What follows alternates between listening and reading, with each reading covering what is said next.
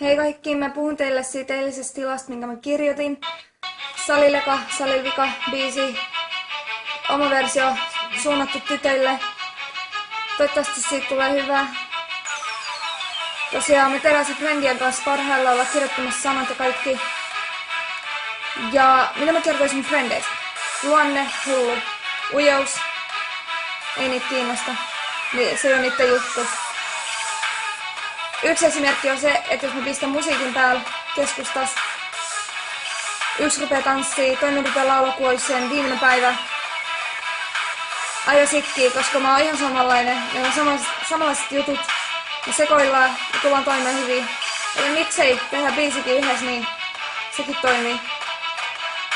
Kaikki te tykkäjät, kaikki te, jotka olette kehunut mua, mun videoita, lauluääntä, taulutte mua jaksamaan. Kiitos tosi paljon.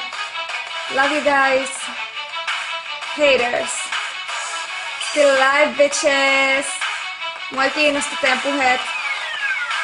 Haukkumiset, ei mitään. Ne auttaa mua, ne vahvistaa aina mua. Musta tulee vielä vahvempi, kun te haukutte. Tosiaan, ennen uutta vuotta ja uuden vuoden jälkeen tulee se biisi. Olkaa valmiina. Peace. Love you guys. Mwah.